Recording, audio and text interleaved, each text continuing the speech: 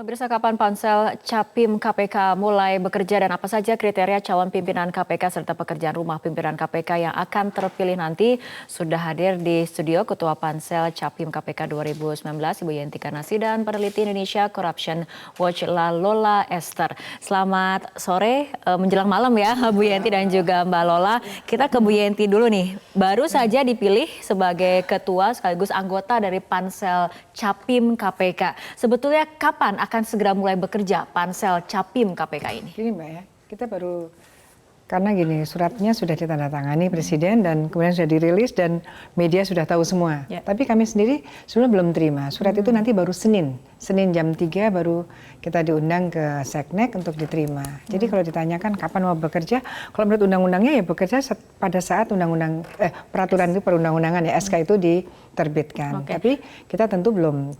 Kita besok hari Senin baru terima, kemudian di sana kita ketemu, bahkan saya yang bersembilan ini belum ketemu. Oke, sesama anggota Pansel artinya belum berdiskusi mengenai apa yang akan dilakukan? Belum ketemu, ya.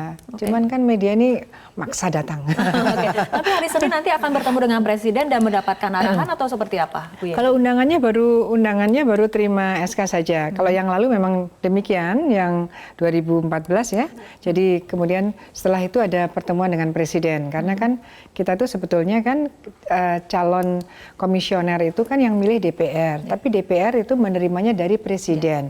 Presiden melakukan seleksi melalui panselnya. Jadi pansel ini kan yang membentuk memang pemerintah Presiden. Jadi harusnya memang nanti Presiden bertemu dengan panselnya, nanti kita mungkin seperti yang lalu lah dialog. Semoga ya seperti itu segera. Baru mulai akan bekerja setelah nanti akan mendapatkan SK Senin depan seperti itu. Mbak Lola, apa mungkin catatan dari ICW sendiri mengenai Pansel Capim KPK yang baru saja dipilih ataupun dibentuk oleh Presiden? Iya, sebetulnya yang perlu kita apresiasi pertama adalah timing ya. Karena memang kalau menurut undang-undang sendiri Pansel itu harus dibentuk maksimal 6 bulan sebelum masa jabatan dari komisioner habis. Yang mana kalau komisioner tahun 2014 itu dilantik sekitar bulan Desember, masa berlaku ke belakangnya 6 bulannya memang sekitar Mei atau Juni. Jadi ini kita perlu apresiasi, memang termasuk salah satu hal yang juga ICW dan Koalisi Masyarakat Sipil juga dorong untuk Presiden Jokowi cepat untuk membentuk pansel. Nah, meskipun memang kalau dari catatan kami, ini kan sudah ada 9 orang ya, dan Bu Yenti menjadi ketua yang juga sudah berpengalaman sebetulnya di pansel seleksi Capim KPK yang 2014-2019. Tapi memang menurut kami sendiri ada beberapa catatan serius yang terkait dengan rekam jejak para pansel yang sekarang sudah dipilih dan mungkin akan dilantik nanti hari Senin gitu.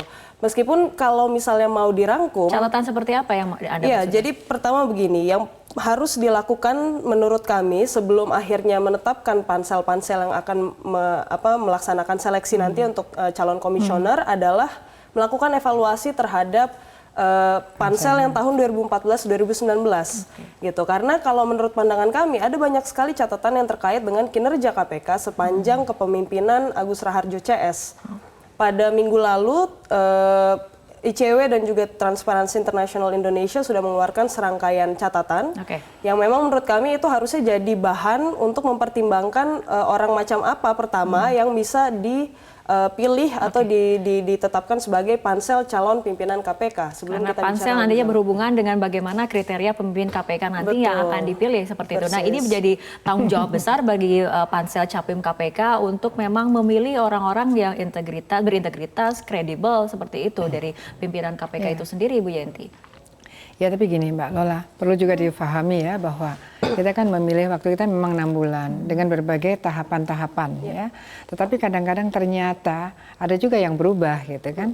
Yang tadinya berjanji, taruhlah berjanji kami akan menyelesaikan semua tunggakan-tunggakan ya, termasuk BLBI kan tunggakan pada waktu itu. Ternyata juga masih ada. Jadi masih ada juga masalah yang kita nilai waktu itu dan jangan lupa juga berkaitan dengan yang dipilih dulu itu berkaitan juga dengan pendaftarnya. Jadi kita harus mungkin juga ICW atau Koalisi Sipil itu membantu juga mendorong bahkan kalau bisa jemput bola orang-orang yang bagus itu untuk supaya mendaftarkan. Nah, ini juga dari penting. Pansel seperti apa Bu Yenti? Apakah menunggu pendaftar atau nantinya akan proaktif mendekati tokoh-tokoh nasional yang dirasa mumpuni duduk sebagai komisioner KPK? Karena memang kita belum bertemu ya, tapi dari pribadi sajalah ya. Ada sih harapan dan keinginan saya.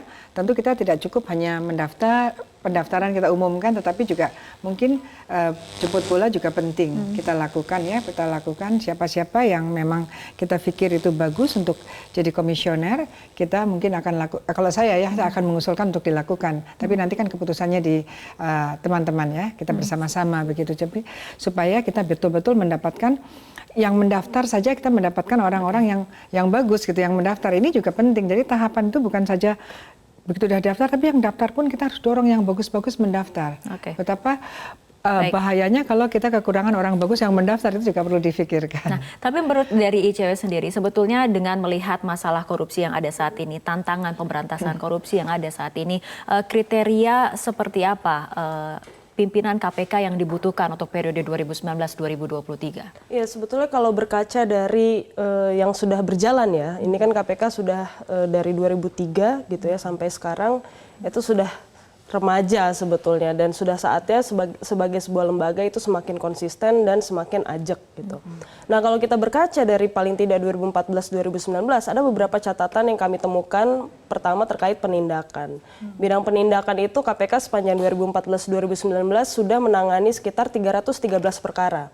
Tapi hanya mengenakan tindak pidana pencucian uang itu terhadap 15 perkara. Yang mana kalau kita bicara, dan ini mungkin keahliannya Bu Yenti juga ya, bicara soal aset recovery, pengembalian kerugian keuangan negara, itu kan harusnya jadi salah satu fokus. Jadi tidak hanya berfokus pada pidana badan saja. Nah, tapi itu tidak tergambar dari penanganan perkara yang dilakukan oleh KPK. Jadi bayangkan 313 perkara, tapi hanya 15 perkara yang dikenakan oleh pencucian uang. Yang kedua, misalnya bicara masih soal penindakan, dari 88 terdakwa perkara korupsi yang berlatar belakang politisi gitu ya, atau punya afiliasi dengan partai politik misalnya, itu hanya 42 yang dikenakan pidana tambahan pencabutan hak politik misalnya. Jadi kalau kita bicara soal bagaimana sih perspektif penjeraan terhadap terdakwa korupsi, itu kita kurang puas rasanya. Artinya kan kalau KPK mau kita sepakati sebagai, dan itu memang dimaktubkan dalam undang-undang sebagai mekanisme picu gitu ya, trigger mechanism, harusnya ya harus set up contoh yang sangat baik gitu. Dan itu yang belum terlihat dengan signifikan di kepemimpinan ini. Bu Yenti. Nanti insya Allah kita jalan gitu, nanti saya kalau mengujinya nanti saya pasti akan menekankan pada TPPU. Kalau nggak berani TPPU, ya nggak usah daftar, nggak usah masuk dari sana. Karena memang saya juga sampaikan terus, saya betapa kekecewaan saya. Kenapa tidak sejak awal pakai TPPU? Selalu dijawab bahwa kami korupsi dulu, kita selesaikan. Itu sangat salah. Karena untuk mengoptimalkan korupsi itu justru tempel dengan TPPU. Untuk merampas, menyita itu tempel dengan TPPU. Contohnya begini, ketika seseorang itu korupsi, uang kan yang dikorupsi, yang disita apa? Mobil, rumah, itu berarti TPPU. Kenapa masih melihat bahwa TPPU-nya tidak ada, TPPU-nya belum ada? Artinya itu akan menjadi titik berat sebagai Ketua Pansel Capim KPK saya nanti? Pasti nanti ke bagian, waktu itu juga sama bagian saya untuk menanyakan tentang pemahaman TPPU. Saya pasti akan lebih menekankan bahwa para calon komisioner harus memahami betul TPPU itu. Karena apa? Karena uang-uang negara yang dikorupsi itu tidak kembali, tidak optimal kembalinya ketika kita hanya memberdayakan ketentuan tindak pidana korupsi saja. Bahkan yang menyedihkan itu ya, misalnya seseorang kepala keluarga ini, bapaknya lah korupsi, kemudian uangnya mengalir ke anak dan istrinya. Ini kan TPPU di sini, mereka tenang-tenang saja padahal uangnya besar sekali. Nah, ini yang harus KPK yang akan datang harus berani bahkan bapaknya juga kena TPPU, alirannya juga langsung kena TPPU. Nah, Bu Yenti, bagaimana kemudian dari Pansel Capim KPK memastikan transparansi dalam setiap tahapan seleksi dan juga rekrutmen? Tapi kita akan bahas mengenai masalah ini, kita ikuti jeda berikut terlebih dahulu. Pemirsa, kita lanjutkan kembali perbincangan Bu Yenti ini mengenai memastikan adanya transparansi dalam setiap tahapan seleksi, mulai dari proses pendaftaran sampai nanti pada saat tahap penyerahan nama-nama calon pemimpin KPK ke Presiden.